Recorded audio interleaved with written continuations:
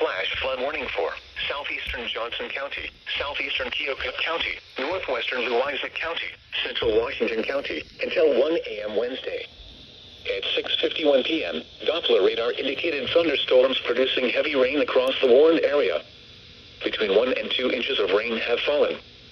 The expected rainfall rate is 1.5 to 2.5 inches in 1 hour. Additional rainfall amounts of 1 to 2 inches are possible in the warned area.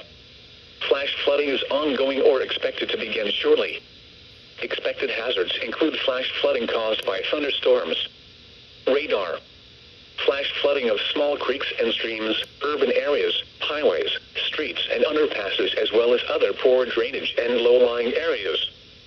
Some locations that will experience flash flooding include Washington, Columbus Junction, Hedrick, Ainsworth, Columbus City, Crawfordsville, Martinsburg, Hayesville, Cotter, Keota, Fredonia, Ollie, Westchester, Washington County Fairgrounds, Washington Airport, Rubio, Talleyrand, Mar Park, Haskins, and Gladwin. Turn around. Don't drown when encountering flooded roads. Most flood deaths occur in vehicles.